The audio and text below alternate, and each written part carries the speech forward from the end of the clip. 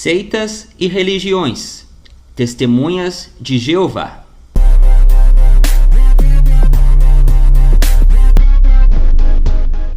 As Testemunhas de Jeová é um movimento religioso com mais de 8 milhões de praticantes espalhados pelo mundo. Os seguidores dessa religião acreditam em um Deus único chamado Jeová. Criado no ano de 1870 por Charles Russell, nos Estados Unidos, esse movimento se popularizou com a publicação e distribuição da revista A Sentinela.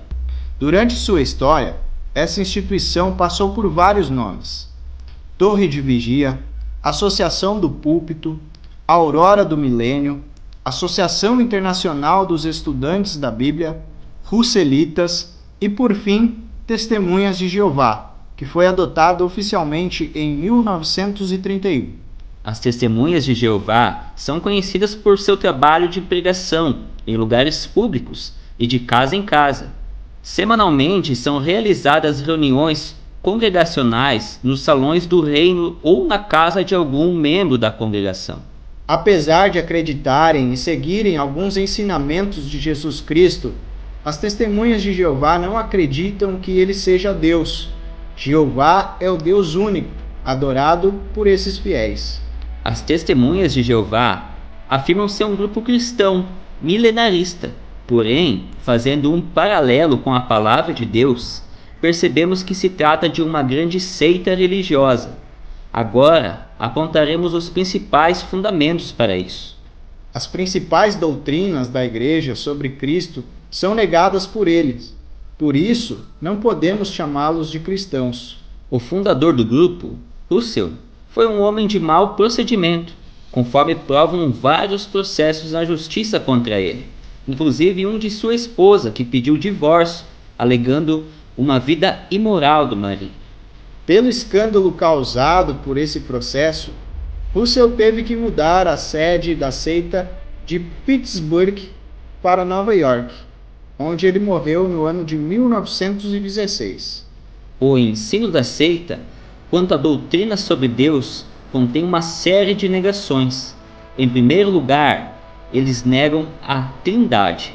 Embora a palavra Trindade não esteja na Bíblia, ela a apresenta desde a primeira página, em Gênesis, e até a última em Apocalipse.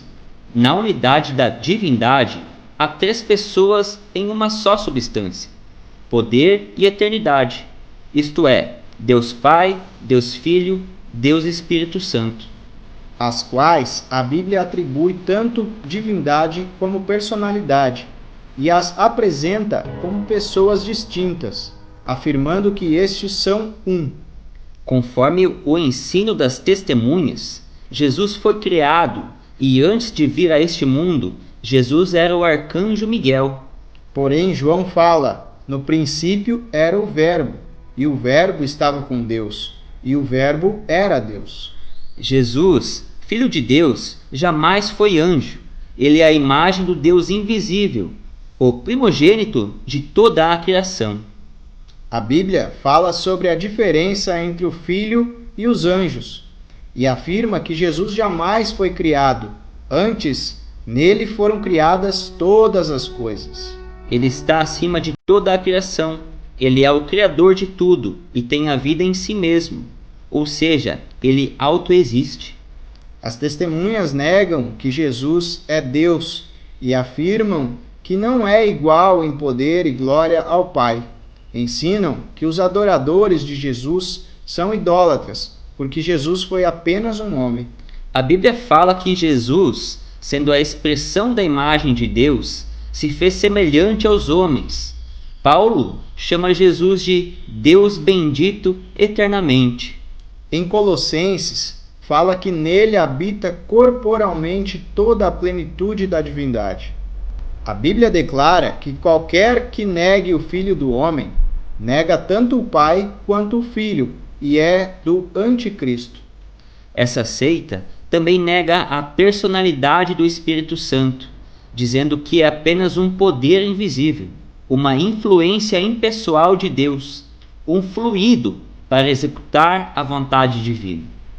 O Espírito Santo, a terceira pessoa da Trindade, é Deus, pois a ele é atribuído as qualidades divinas. Ele possui eternidade, é onipresente, onisciente, onipotente e age como Deus, pois cria, regenera e ressuscita. Além disso, as testemunhas de Jeová fizeram para si uma tradução própria da Bíblia, chamada Novo Mundo, que não é outra coisa senão uma adulteração grosseira da Bíblia, que pretende apoiar suas doutrinas heréticas. A Bíblia é a revelação divina completa e perfeita. Nada pode acrescentar-se a ela, e nem subtrair-se dela. Se assim o fizer, maldito será. Jesus disse que aqueles que ensinam outras doutrinas invalidam a palavra de Deus e servem em vão. A seita afirma que, na morte do não salvo, o homem simplesmente deixa de existir, isto é, passa a um estado de total inconsciência e inatividade. Seu espírito é seu fôlego que se extingue na hora da morte. A Bíblia afirma que tanto a alma como o espírito do homem são incorruptíveis, imortais. Na hora da morte, a alma e o espírito deixam o corpo, o qual, sendo pó, volta à terra como era. Enquanto o espírito e alma voltam para Deus, que o deu. O espírito e alma dos crentes vão para o paraíso, e o dos não crentes vão para o Hades. Além dessas afirmações, eles negam a existência de qualquer forma de castigo eterno, ou seja, a existência do inferno. A Bíblia também fala muito sobre o castigo eterno, dos que morreram sem salvação. Foi o próprio Jesus que deu o mais completo ensino sobre este assunto. Em Lucas, ele falou de perdão e restauração espiritual e do castigo para aqueles que não receberam o perdão em vida. As testemunhas de Jeová negam a ressurreição corporal, quer dos salvos, quer dos perdidos. Entretanto, afirmam que no ano de 1918, Jesus veio ao seu tempo e começou a ressurreição espiritual dos seus fiéis, a qual eles numeram em 144 mil, conforme interpretação equivocada de Apocalipse. A Bíblia fala de duas classes de ressurreição: a dos justos ou a primeira ressurreição, que terá lugar na vinda de Jesus, e dos injustos, que se verificará diante do trono branco, quando estes comparecerão ao julgamento do juízo final. A doutrina dos 144 mil salvos da seita é totalmente equivocada e passiva de uma péssima interpretação textual. Apocalipse é um livro muito simbólico, e esse número é tratado de forma simbólica e não literal. Esse texto em si abre espaço para muitas interpretações, e certamente esse ponto de vista não condiz com o contexto. Segundo eles, ninguém será salvo fora dessa organização. Contudo, Jesus nunca afirmou que o homem se salvaria ingressando em um grupo religioso qualquer, mas sim pela fé exclusiva nele. As testemunhas de Jeová também não permitem a transfusão de sangue, devido a um equívoco na interpretação de Levíticos. Primeiramente, esse texto fala de sangue animal. Segundo, na transfusão não é comido o sangue, conforme diz a proibição do texto bíblico. E terceiro, a vida humana é sagrada e a orientação de Deus sempre foi com o propósito de preservar e salvá-la. Além disso, a seita não permite participação em governos. Dessa forma, se recusam a saudar a bandeira nacional, votar, aceitar emprego do Estado, prestar serviço militar e participar de atos cíveis. Jesus, por meio do seu exemplo, sempre cumpriu com os seus deveres com o Estado. Romanos nos ensina o dever de cumprir com as obrigações dos cidadãos.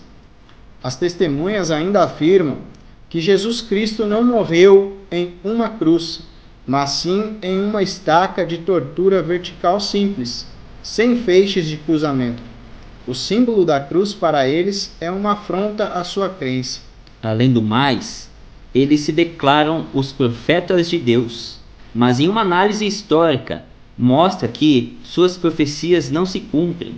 Fica claro que a seita realmente se enquadra na palavra profética que nos últimos tempos apostatarão alguns da fé, dando ouvidos a espíritos enganadores e à doutrina de demônios, pela hipocrisia de homens que falam mentiras, tendo cauterizado a sua própria consciência. Todas as suas teses são sem fundamento e facilmente uma pessoa com conhecimento bíblico consegue distinguir os equívocos dessa seita. Precisamos nos manter cautelosos quando recebermos suas visitas, pois essa é uma seita extremamente herética e oposta aos ensinamentos cristãos. Não abra espaços e rejeite qualquer ensino que seja contrário à Bíblia. Busque seu crescimento espiritual e seja um grande amigo íntimo de Deus.